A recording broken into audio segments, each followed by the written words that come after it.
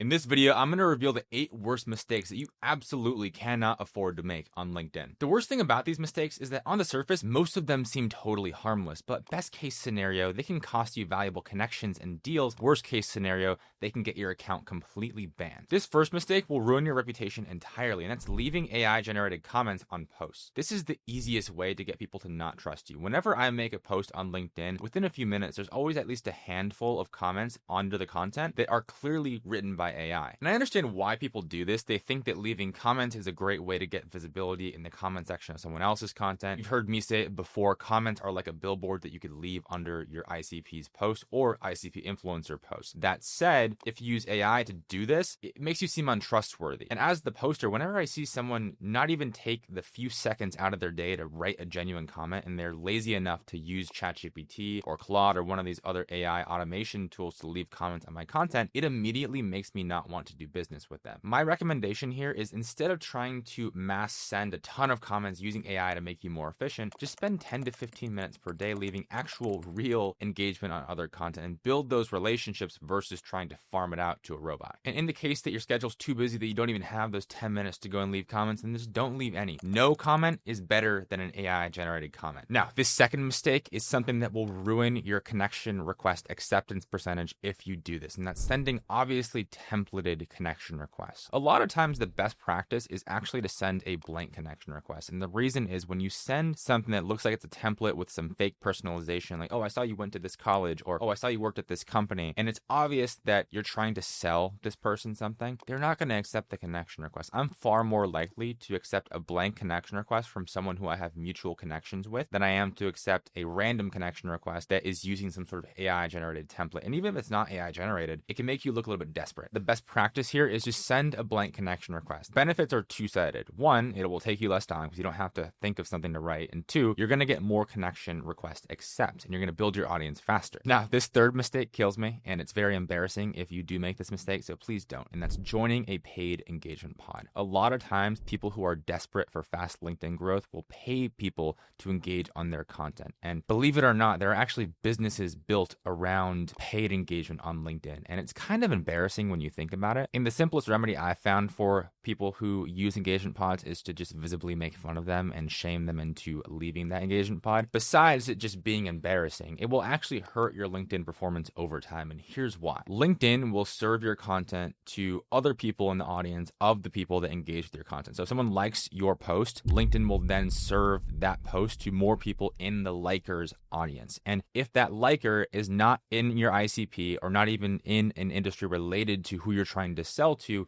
your content's going to get in front of a bunch of random people that are never going to buy your stuff anyway. So you'll have a bunch of likes, a bunch of comments, and you'll end up not getting in front of many people in your ICP. I've seen so many accounts die after being an engagement pod, getting a bunch of vanity metrics, deciding, oh, this isn't for me. They stop paying the people, and then their account just goes into the gutter. And it would have been so much easier for you to just build organically from the start. Now, mistake number 4 is a bit contentious. Not everyone's going to agree with me, but the mistake is using automation tools on your LinkedIn account. LinkedIn has been very vocal about automations being banned. You cannot use them if you get caught using them. If they decide to take a look at your account and you've been using tools to automate your connection requests, automate likes or engagements, DMs, they can and will ban you. Over the past few months alone, LinkedIn has taken down several company pages of these automation tools because they are against LinkedIn terms of service. So one common use case for these tools, for example, would be sending connection requests. And if you're doing that, you're fine until you're not, and LinkedIn decides to make you an example. And for a lot of people, that will never happen. You'll be fine to use these tools, like HeyReach is one of the popular ones, Expandy is another one. I've heard a lot of people have success using these and never run into any issues ever.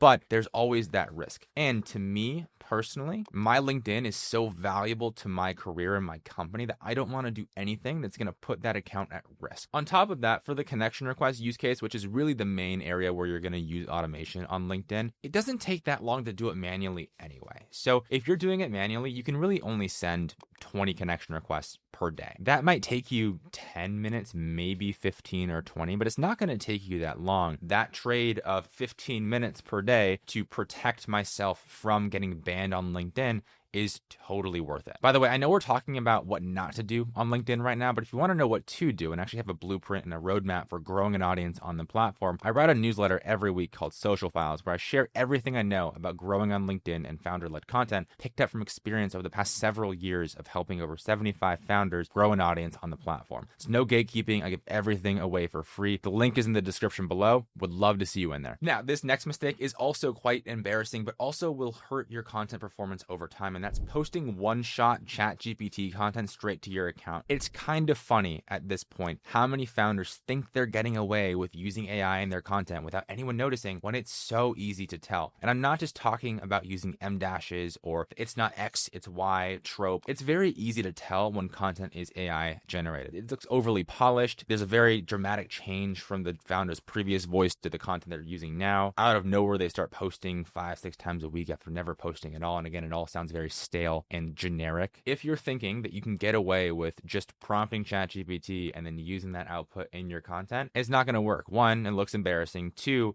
kind of like the comments and connection requests and stuff we were talking about earlier, once people clock you using AI in your content, they lose respect. They start to tune out from your content. So I would just recommend not taking that risk in the first place. Your reputation is far more important. All that being said, the content is just not going to do as well in most cases. If you're going to use AI, use it for research. You can use it for some editing. Use it for repurposing. So if you already have content that exists that you want to get more mileage out of, AI is a great way to do that. AI works much better for founder-led content when you're feeding it your stories and opinions and takes and not just asking it to come up with a random post that's going to go viral out of the ether. Now, mistake number 6 is a sneaky one, but it happens often, especially for busy founders, and that's having your head of marketing write and improve content for your account. Even if you're using a ghostwriter or a content agency to write content for you, you as the founder or as the executive need to be the final filter for what goes out on your account. I cannot tell you how many times at Compound, my content agency, we've worked with clients where we'll start with the founder, it's going great, and then they hire a head of marketing or they hire a content marketing manager, and that content marketing manager comes into the Slack channel and the founder says, hey, meet Jane, she's going to be handling all of my approvals from now on. And then what happens is the content gets diluted. It's no longer the founder's voice. And oftentimes there's a dissonance between what that content marketing manager thinks is good and what the founder actually believes and thinks is good. And now there's all these cooks in the kitchen. We have content by committee, and as we know, content by committee never does well. And I feel so strongly about this that at this point in my sales process for Compound, I will not work with a company where we do not have a direct line of communication with the founder. It's a line I've drawn in the sand that I will not cross because I've just seen it too many times where there's so many layers between the actual creation of the content and the founder themselves that the content gets diluted, it doesn't do well, and then the founder wonders why LinkedIn doesn't work. It's like, well, dude, you actually haven't shared anything or any takes or stories on your profile. There's nothing that would separate you from your competition. So you've got to be willing to put the time into it and stop looking for these easy hacks and easy ways out to avoid spending any sort of effort on your content. This 7th mistake is a tricky one because on the surface, it sounds like a good idea, but will actually hurt your LinkedIn growth over time. The mistake is scheduling your content out more than a week in advance. Again, this sounds like a good idea. Oh, I can get a month ahead on my content. That way I can spend 2 hours once a month just batching my content and it's super easy. Sounds great in theory. What ends up happening is that content is stale and it doesn't really do well because a lot of times the best content comes as a direct reaction to meetings you had earlier that week, conversations you had in an event, concepts you're talking about with your team. But if your content is already set a month in advance,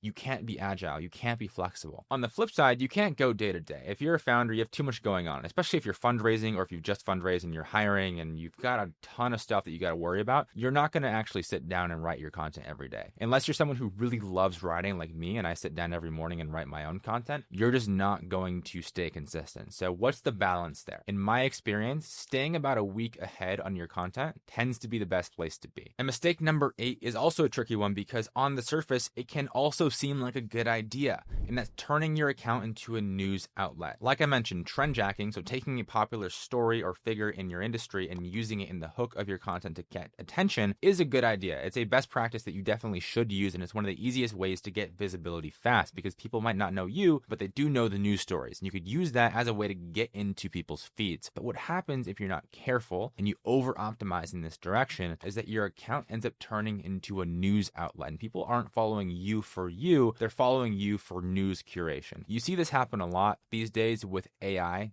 accounts and like AI news accounts. It's like, oh, ChatGPT released this update, Claude released this update. And there's so much news that people are talking about that it's a great way to just get a lot of easy traction on LinkedIn, but you end up diluting some of that personal connection that people have with you as a person. So what I'd recommend is use trend tracking, but use it intentionally and sparingly. And within that, mix in other evergreen content topics and ideas that are unique to you as a person, your own personal stories and narratives, like for example, your origin story, things that build a personal connection to you as a person, because that's a lot of what we're doing with founder-led content. And while we're on the topic of things you can never do on LinkedIn if you want to grow, recently I made a video about how LinkedIn is changing. What I cover in that video is going to completely change how you approach the channel going forward. A lot of the strategies that worked 6 months ago are already dead. So if you want to stay ahead of the curve and grow on LinkedIn, watch that next.